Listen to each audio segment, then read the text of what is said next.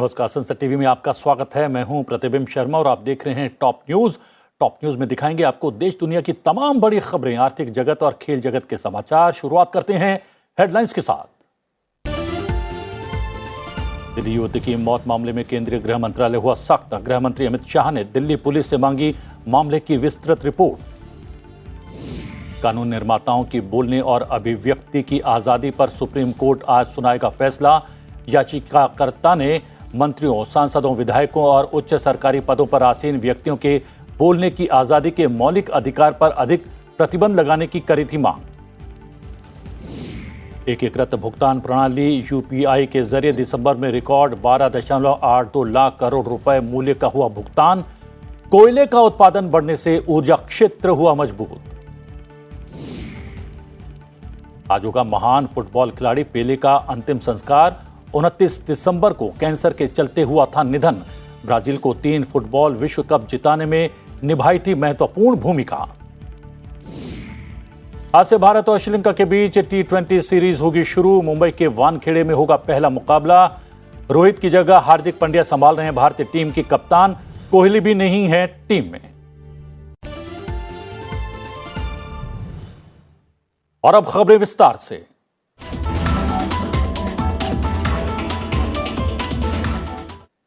प्रधानमंत्री नरेंद्र मोदी आज सुबह तकरीबन 10:30 बजे वीडियो कॉन्फ्रेंस के माध्यम से 108वीं भारतीय विज्ञान कांग्रेस को संबोधित करेंगे। इस वर्ष के ISC का मुख्य विषय महिला सशक्तिकरण के साथ सतत विकास के लिए विज्ञान और प्रौद्योगिकी है।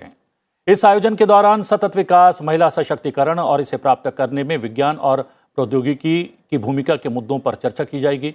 विज्ञान, प्रौद्योगिकी, इंजीनियरिंग, गणित शिक्षा और आर्थिक भागीदारी तक महिलाओं को समान पहुंच प्रदान करने के साथ अध्यापन, अनुसंधान और उद्योग जैसे क्षेत्रों में महिलाओं की संख्या बढ़ाने पर विचार विमर्श किया जाएगा।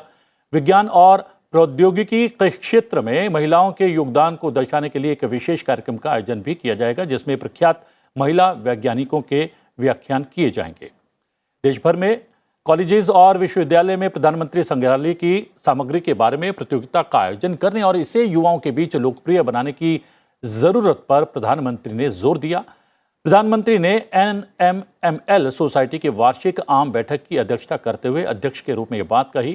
उन्होंने अपने संबोधन में कहा कि व्यक्तियों, संस्थानों और विषयों दोनों के संदर्भ में आधुनिक भारतीय इतिहास पर शोध के दायरे को व्यापक बनाने की आवश्यकता है, ताकि भारत के अतीत के बारे में लोगों में बेहतर जागरूकता पैदा की जा सके। प्रधानमंत्री ने भारत के अतीत के बारे में लोगों के बीच बेहतर जागरूकता पैदा करने के लिए आधुनिक भारतीय इतिहास पर अनुसंधान के दायरे को व्यापक बनाने की आवश्यकता रेखांकित की।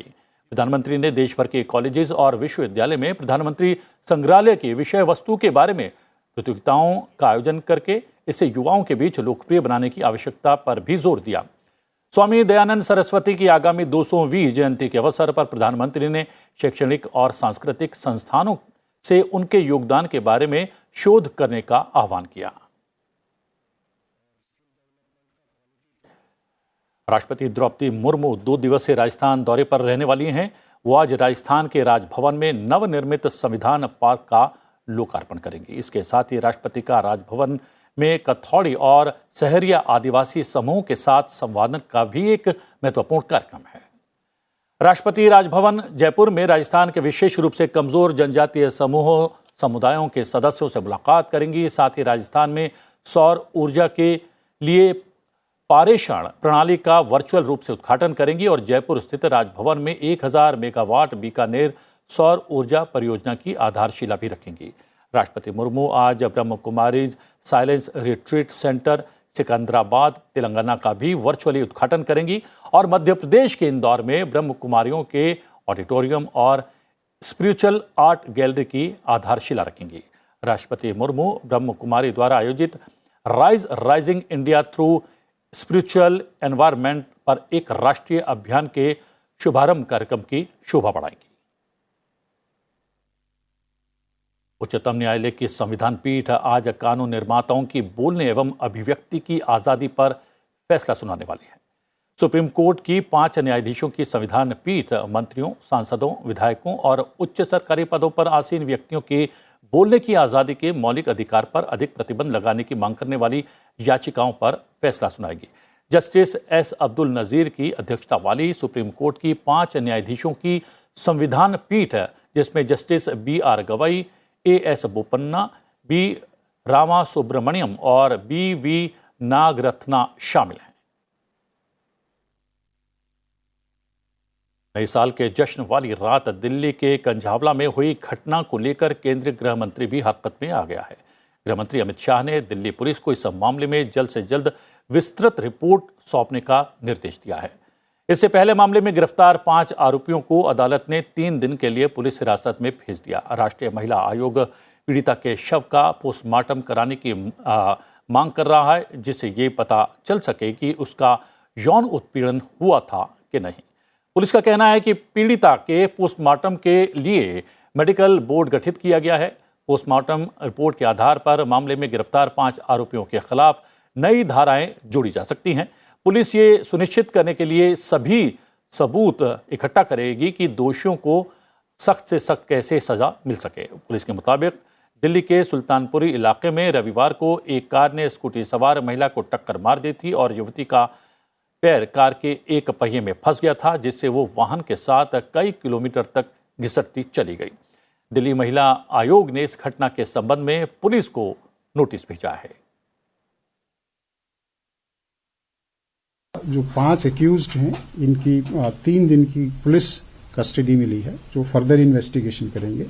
उस इन्वेस्टिगेशन के आधार पर जो भी नए तथ्य आएंगे और जो फॉरेंसिक टीम्स और लीगल टीम्स हैं, उनके असिस्टेंट्स के बाद जो पुलिस अपना काम है, पुलिस इन्वेस्टिगेशन जल्दी से जल्दी कंप्लीट करेगी और उसके बाद कोर्ट में रिपोर्ट चार्जशीट सबमिट करेगी और पूरी हमारे एफर्ट्स रहेंगे। सारी तरह के एविडेंस कलेक्ट किए जाएंगे, जो फिजिकल एविडेंस हैं, ओरल एविडेंस हैं या जो CCTV बेस्ड जो एविडेंस हैं, सारे एविडेंस के आधार पर एविडेंस कलेक्ट करने के बाद हम जो अभियुक्त हैं उनको कड़ी से कड़ी सजा दिलवाएंगे। सुप्रीम कोर्ट ने कहा है कि केंद्र सरकार के 2016 में 500 और 1000 रुपए की श्रृंखला वाले नोट बंद करने के फैसले को अनुचित नहीं ठहराया जा सकता। 5 न्यायाधीशों की संविधान पीठ ने कहा कि इस संबंध में फैसला भारतीय रिजर्व बैंक और सरकार के बीच विचार विमर्श के बाद लिया गया। अदालत ने यह भी कहा कि 8 नवंबर 2016 की अधिसूचना को अनुचित नहीं ठहराया जा सकता और फैसला करने की प्रक्रिया के आधार पर इसे रद्द भी नहीं किया जा सकता। अधिसूचना में 500 और 1000 रुपए की श्रृंखला वाले नोट बंद करने के फैसले की घोषणा की गई थी। सुप्रीम कोर्ट ने, कॉन्स्टिट्यूशन बेंच ने उनको 6 क्वेश्चंस में कन्वर्ट कर दिया और उन्होंने सारे क्वेश्चंस को नोटबंदी के फेवर में डिसीजन दिया। उन्होंने कहा कि जो सेक्शन 26(2) की पावर है वो बाकायदा उसके अंदर है कि सेंट्रल गवर्नमेंट कैन नोटिफाई और on the recommendation of RBI, और रिकमेंडेशन RBI का इस मैटर में उनके हिसाब से 4 जजेस के हिसाब से पाया गया। उन्होंने कहा कि ये जो एक्सरसाइज पावर का एक्सरसाइज हुआ है ये प्रॉपर है और कोई कॉन्स्टिट्यूशन का वायलेशन नहीं है। बीजेपी ने सुप्रीम कोर्ट के इस फैसले का स्वागत किया है। वहीं कांग्रेस ने नोटबंदी पर फैसले को लेकर कहा कि यह निर्णय सिर्फ नोटबंदी की प्रक्रिया पर है, इसके परिणाम और प्रभाव पर नहीं है। जम्मू कश्मीर के राजौरी में 14 घंटों के बीच दूसरा आतंकवादी हमला हुआ है। इस बार आतंकवादियों ने हमले के लिए विस्फोट का इस्तेमाल किया है। हमले में एक बच्चे और एक 40 साल की एक महिला समेत 2 लोगों की मौत हो गई। ये हमला ठीक उस स्थान के पास हुआ जहां आतंकवादियों ने हिंदू परिवारों को गोलियों का निशाना बनाया था। इस बार आतंकवादियों ने हमले के लिए IED विस्फोट का इस्तेमाल किया। समय रहते ही सुरक्षा बल घटनास्थल पर पहुंच गए और तलाशी अभियान शुरू कर दिया। मामले की जांच चल रही है। हमने पूरे एरिया को कॉर्डन किया हुआ है। आर्मी, CRPF, पुलिस सभी ने एरिया को कॉर्डन किया हुआ है और तलाशी अभियान जारी है। ज्यादा जानकारी तलाशी अभियान के बाद दी जाएगी। कितने लोग हो सकते हैं इसमें, अभी तक क्या जानकारी? 2 आतंकियों की जानकारी अभी मिली है, जो स्थानीय लोगों ने बताया है। जम्मू कश्मीर के उपराज्यपाल मनोज सिन्हा ने राजौरी जिले में हुए आतंकवादी हमले की निंदा करते हुए घटना में मारे गए नागरिकों के परिजनों को 10 लाख रुपए की मदद और सरकारी नौकरी देने की घोषणा की है। स्तर तक जाएंगे, पूरे मामले की गहराई तक जाकर जितनी कठोरतम और प्रभावी कार्रवाई संभव है वो की जाएगी। परिवारों को अपना परिवार मान करके प्रशासन जो भी करना होगा वो निश्चित रूप से होगा। विदेश मंत्री एस जयशंकर ने ऑस्ट्रिया की राजधानी वियना में ऑस्ट्रिया के विदेश मंत्री अलेक्जेंडर शॉलेनबर्ग के साथ कई क्षेत्रीय और वैश्विक स्थितियों पर चर्चा की। दोनों देशों के बीच भारतीय छात्रों और पेशेवरों के लिए प्रवासन और गतिशीलता सहित कई समझौतों पर हस्ताक्षर किए गए। मुलाकात के बाद ऑस्ट्रियाई विदेश मंत्री अलेक्जेंडर शॉलेनबर्ग के साथ साझा प्रेस कॉन्फ्रेंस में विदेश मंत्री एस जयशंकर ने कहा कि आज की मुलाकात में यूक्रेन, हिंद प्रशांत, वैश्विक, क्षेत्रीय और आतंकवाद के मुद्दे पर खुली और उत्पादक चर्चा हुई। विदेश मंत्री ने कहा कि अंतर्राष्ट्रीय शांति और सुरक्षा के लिए खतरों पर विस्तार से चर्चा हुई। विदेश मंत्री एस जयशंकर ने यह भी कहा कि सीमा पार आतंकवाद के प्रभाव को एक क्षेत्र तक सीमित नहीं किया जा सकता, खासकर तब जब वो नशीले पदार्थों और अवैध हथियारों के व्यापार और अंतर्राष्ट्रीय अपराधों के अन्य रूपों से गहराई से जुड़े हों। Let me underline that we view Austria as a serious and consequential partner when it comes to bilateral cooperation. We have also today had open and productive discussions on a range of regional and global situations. By and large, I would say our approaches are similar, though obviously we are located in different regions and we have our particular compulsions. I appreciate the exchanges we've had both today and yesterday on Ukraine, on the Middle East, on South Asia and the Indo-Pacific. They have brought out the significant convergences in our thinking. We spoke at some length on the threats to international peace and security that is posed by terrorism, including its cross-border practices, by violent extremism, radicalization and fundamentalism.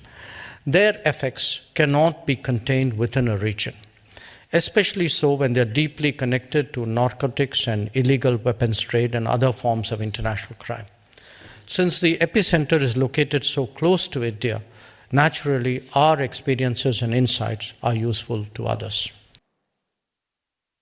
Austria के विदेश मंत्री से मुलाकात और चर्चा के बाद Ukraine में जारी संघर्ष पर गहरी चिंता जताते हुए विदेश मंत्री एस जयशंकर ने कहा कि भारत शांति के पक्ष में है।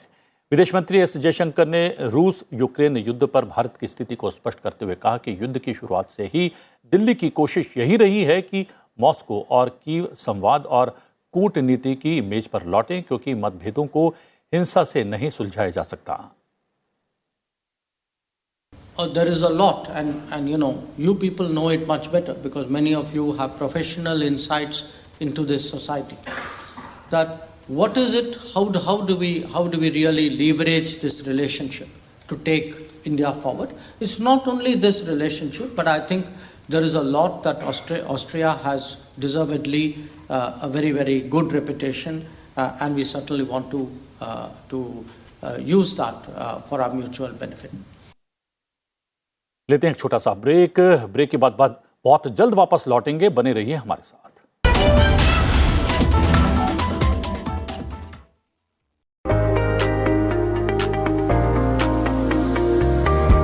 The India Startup Story. Powerful ideas.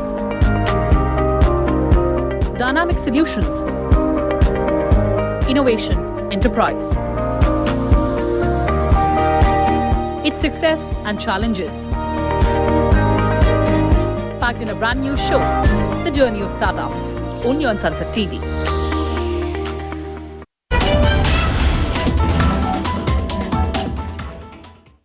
Break के बाद स्वागत है। फटाफट नजर डाल लेते हैं टॉप 10 खबरों पर। रक्षा मंत्री राजनाथ सिंह असम और अरुणाचल प्रदेश के 2 दिवसीय दौरे पर हैं।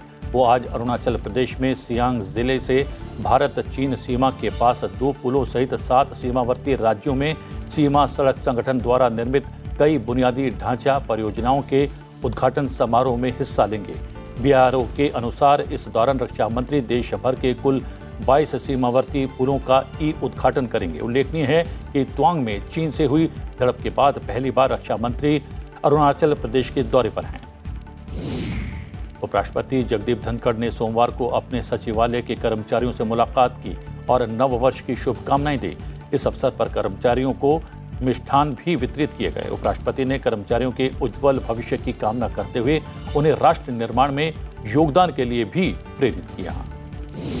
राज्यसभा उपसभापति हरिवंश ऑस्ट्रेलिया के कैनबरा में 3 से 6 जनवरी तक आयोजित होने वाले राष्ट्रमंडल देशों के स्पीकर और पीठासीन अधिकारियों के सम्मेलन में भारत का प्रतिनिधित्व करेंगे। इस वर्ष चर्चा होगी कोविड-19 महामारी के संदर्भ में और सांसदों के काम पर यह चर्चा केंद्रित रहेगी। आज से चीन, हांगकांग, जापान, दक्षिण कोरिया, सिंगापुर और थाईलैंड से आने वाले यात्रियों के लिए RT-PCR टेस्ट अनिवार्य कर दिया गया है। यात्रियों को यात्रा से पहले अपनी रिपोर्ट एयर सुविधा पोर्टल पर अपलोड करनी होगी। केंद्रीय स्वास्थ्य मंत्रालय ने बताया कि भारत की यात्रा पर आने से 72 घंटे पहले ये टेस्ट कराया जाना चाहिए। विश्व भर में कोविड की स्थिति को देखते हुए ये कदम उठाया जा रहा है। केंद्रीय सूचना एवं प्रसारण राज्य मंत्री डॉक्टर एल मुरुगन कोच्चि में फिशिंग हार्बर का दौरा करेंगे और कांडूगल्लूर भगवती अम्मान मंदिर में दर्शन करेंगे। जनन योगाश्रम के संत सिद्धेश्वर स्वामी का सोमवार को निधन हो गया। अपने अनुयायियों में वॉकिंग गॉड के रूप में लोकप्रिय संत के निधन की घोषणा करते हुए विजयपुरा के उपायुक्त विजय महंतेश धनम मानवा ने बताया कि उन्होंने सोमवार को आश्रम में अंतिम सांस ली। अपनी विद्वता और मुखर वक्ता के रूप में प्रसिद्ध 81 वर्षीय संत पिछले कुछ समय से उम्र संबंधी समस्याओं से जूझ रहे थे। उनका अंतिम संस्कार आज शाम को राजकीय सम्मान के साथ किया जाएगा। प्रधानमंत्री नरेंद्र मोदी सहित अन्य नेताओं ने उनके निधन पर शोक जताया है। सुप्रीम कोर्ट शहरी स्थानीय निकाय चुनाव से संबंधित अधिसूचना रद्द करने और अन्य पिछड़ा वर्ग आरक्षण के बिना चुनाव कराने के इलाहाबाद हाई कोर्ट के फैसले को चुनौती देने वाली उत्तर प्रदेश की याचिका पर सुनवाई करेगा। वृद्धावस्था पेंशन 2,500 से बढ़कर 2,750 करने की घोषणा करने के लिए आंध्र प्रदेश के मुख्यमंत्री YS जगनमोहन रेड्डी आज राजा महेंद्रवरम का दौरा करेंगे। साड़ी महोत्सव विरासत का दूसरा चरण भारत की 75 हाथ से बुनी साड़ियों का उत्सव आज से 17 जनवरी 2023 तक हथकरघा हाट जनपद नई दिल्ली में आयोजित होगा। राहुल गांधी की भारत जोड़ो यात्रा आज दिल्ली के कश्मीरी गेट स्थित हनुमान मंदिर से फिर से शुरू होगी और दोपहर में उत्तर प्रदेश के गाजियाबाद में प्रवेश करेगी। और अब नजर अंतर्राष्ट्रीय सुर्खियों पर और खबरों पर।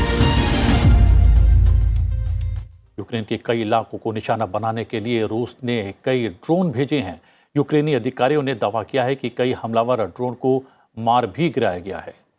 कीव में 22 बाहरी कीव क्षेत्र में 3 और पड़ोसी प्रांतों में 15 ड्रोन नष्ट किए गए हैं। राजधानी में एक बुनियादी ढांचा क्षतिग्रस्त हो गया और शहर के एक जिले में विस्फोट भी हुआ। बाहरी कीव क्षेत्र में भी ड्रोन हमला किया गया जिसमें एक महत्वपूर्ण बुनियादी ढांचे और आवासीय इमारतों को निशाना बनाया गया। दक्षिणी मायकोलाइव क्षेत्र में 7 ड्रोन को मार गिराया गया और 3 अन्य को दक्षिण पूर्वी निप्रोपेट्रोव्स्क क्षेत्र में मार गिराया गया। रूस के कब्जे वाले दोनेत्स्क में हुए यूक्रेनी हमले में 63 रूसी सैनिकों की मौत हो गई है। रूसी रक्षा मंत्रालय ने सोमवार को एक स्टेटमेंट जारी करते हुए बताया कि यूक्रेन की ओर से हिमार्स प्रक्षेपण प्रणाली के जरिए बड़ा हमला बोला गया। ये हिमार्स तकनीक को अमेरिका ने यूक्रेन को सौंपा है। समाचार एजेंसी ANI ने टास के हवाले से बताया है कि यूक्रेन की ओर से 6 रॉकेट्स दागे गए थे। हिमार्स को अस्थायी तौर पर तैनात किया गया जिसके कारण यूक्रेनी सेना प्रमुख लक्ष्यों पर निशाना साधने में सफल रही।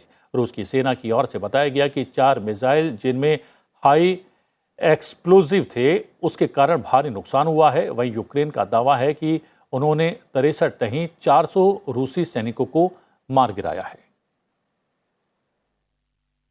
वहीं ऑस्ट्रेलिया में 2 हेलीकॉप्टर्स के बीच टक्कर में 4 लोगों की मौत हो गई है और 3 लोगों की हालत गंभीर बताई जाती है। यह घटना ब्रिस्बेन के दक्षिणी भाग पर स्थित समुद्र तट के ऊपर घटी है। क्वींसलैंड के पुलिस निरीक्षक गैरी वॉरेल के अनुसार दोनों हेलीकॉप्टर उस समय आपस में टकरा गए जब वो गोल्ड कोस्ट के मेन बीच के ऊपर से गुजर रहे थे और अचानक इसी दौरान संतुलन बिगड़ गया। अधिकारियों ने कहा कि समुद्र तट पर घटना होने के कारण रेस्क्यू करने में दिक्कत आ रही है। हालांकि बचाव दल और डॉक्टर्स किसी तरह वहां पहुंच गए हैं। देश के पसंदीदा पर्यटन स्थलों में से एक गोल्ड कोस्ट पर छुट्टियों के दौरान काफ़ी भीड़ रहती है। 2 हेलीकॉप्टर्स में 13 लोग सवार थे। उनमें से 4 लोगों की मौत हो गई, 3 को गंभीर चोटें आई हैं, 6 लोगों को मामूली चोटें भी आई हैं। क्राउन प्रिंस मोहम्मद बिन सलमान के विजन 2030 के तहत महिलाओं का एक और सपना पूरा होने जा रहा है। दरअसल सऊदी अरब की महिलाएं अब बहुत जल्द बुलेट ट्रेन चलाती हुई नजर आएंगी। इसे 4 साल पहले महिलाओं के ड्राइविंग करने पर लगे प्रतिबंध को हटा लिया गया था। सऊदी अरब के रेल मंत्रालय ने इसकी जानकारी देते हुए एक वीडियो भी साझा किया है, जिसमें महिला बुलेट ट्रेन ड्राइवर नजर आ रही हैं। महिलाएं पुरुष सहयोगियों के साथ नजर आ रही हैं। पहले बैच में 32 महिलाओं को प्रशिक्षण दिया जा चुका है। इनकी नियुक्ति मक्का और मदीना के बीच चलने वाली बुलेट ट्रेन में की जाएगी।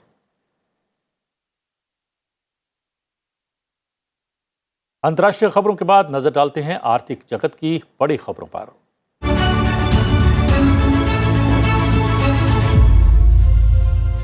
अंतर्राष्ट्रीय मुद्रा कोष ने वैश्विक अर्थव्यवस्था की स्थिति को लेकर आगाह किया है। उसने कहा है कि इस साल के तिहाई वैश्विक अर्थव्यवस्था मंदी में होगी और अमेरिका, यूरोपीय संघ और चीन में नरमी की आशंका के बीच ये 2022 के मुकाबले ज्यादा कठिन वर्ष रहने वाला है। IMF प्रमुख क्रिस्टलीना जॉर्जीवा ने ये बात ऐसे समय में कही जब रूस यूक्रेन युद्ध के 10 महीने बाद भी इसके समाप्त होने के कोई संकेत नहीं मिल रहे हैं। इसके अलावा बढ़ती मुद्रास्फीति, उच्च ब्याज दर और चीन में कोरोना वायरस संक्रमण के बढ़ने के दौरान ये बात सामने आई है। उन्होंने कहा कि वास्तव में वर्ष 2023 पिछले साल के मुकाबले कठिन होगा। इसका कारण अमेरिका, यूरोपीय संघ और चीन में नरमी की आशंका है। IMF प्रमुख ने कहा कि जिन देशों में मंदी नहीं है वहां भी करोड़ों लोगों के लिए मंदी जैसी स्थिति रहने वाली है। कोल इंडिया लिमिटेड ने चालू वित्त वर्ष में अप्रैल दिसंबर के बीच बिजली क्षेत्र को 43.27 करोड़ टन कोयले की आपूर्ति की है। ये सालाना आधार पर 11% अधिक है। एक साल पहले इसी अवधि में कोयला आपूर्ति 39.02 करोड़ टन थी। उत्पादन बढ़ने से अन्य क्षेत्रों को कोयला आपूर्ति पिछले महीने 1.05 करोड़ टन रही। कंपनी ने बयान में कहा कि चालू वित्त वर्ष में 70 करोड़ टन के उत्पादन लक्ष्य को हासिल करने के लिए कोल इंडिया को 2022-23 की चौथी तिमाही में 22.1 करोड़ टन कोयला उत्पादन करना होगा, जो पिछले साल इसी तिमाही में 20.9 करोड़ टन था। एकीकृत भुगतान प्रणाली UPI के जरिए दिसंबर में रिकॉर्ड 12.82 लाख करोड़ रुपए मूल्य का भुगतान किया गया है। वित्तीय सेवा विभाग के अनुसार देश में डिजिटल भुगतान क्रांति लाने में UPI का बड़ा योगदान रहा है। दिसंबर 2022 में UPI लेन देन 782 करोड़ को पार कर 12.82 लाख करोड़ रुपए रहा। वित्तीय सेवा विभाग ने बताया कि नकदी रहित लेन देन का ये किफायती माध्यम महीने दर महीने लोकप्रिय हो रहा है और अब 381 बैंक ये सुविधा दे रहे हैं। भारतीय रिजर्व बैंक ने सोमवार को कहा कि सार्वजनिक क्षेत्र के भारतीय स्टेट बैंक, निजी क्षेत्र के ICICI बैंक और HDFC बैंक घरेलू व्यवस्था में महत्वपूर्ण बैंक बने हुए हैं। घरेलू व्यवस्था में महत्वपूर्ण बैंक ऐसे बैंक होते हैं जो इतने बड़े होते हैं कि विफल नहीं हो सकते और इन्हें टू बिग टू फेल कहा जाता है। TF को संकट के समय में सरकार इन बैंकों को समर्थन देगी, इसलिए वित्त पोषण बाजार में इन बैंकों को कुछ विशेष लाभ भी दिए जाते हैं। और बात खेल जगत की।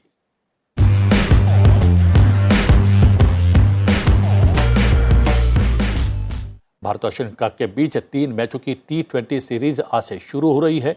ये T20 सीरीज हार्दिक पांड्या की कप्तानी में खेली जाएगी।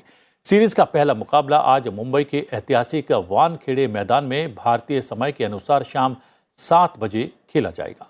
रोहित शर्मा, KL राहुल और विराट कोहली की अनुपस्थिति में टीम इंडिया इस सीरीज में हार्दिक पांड्या के नेतृत्व में उतरने वाली है और ईशान किशन और ऋतुराज गायकवाड़ जैसे बल्लेबाजों के पास खुद को साबित करने का एक बेहतरीन मौका होगा। ब्राजील के महान फुटबॉलर पेले का पार्थिव शरीर उनके पूर्व क्लब सांतोस एफसी के स्टेडियम में अंतिम दर्शन के लिए रखा गया है। साओ पाउलो स्थित विला बेलमिरो स्टेडियम में पेले को देखने के लिए फैंस लगातार पहुंच रहे हैं। उनका अंतिम संस्कार आज भारतीय समय के अनुसार शाम 6:30 बजे के बाद किया जाएगा। एडसन अरांतेस डू नेसिमेंटो यानी कि पेले का गुरुवार 29 दिसंबर को कैंसर की बीमारी से निधन हो गया था। वो 82 वर्ष के थे। पेले ने ब्राजील को 3 बार फुटबॉल विश्व कप की जीत दिलाने में महत्वपूर्ण भूमिका निभाई थी। फिलहाल बुलेटिन में इतना ही। जाते जाते आपको छोड़े जाते हैं आज के दिन यानी कि 3 जनवरी से जुड़े इतिहास के साथ। मुझे दीजिए आज्ञा। नमस्कार।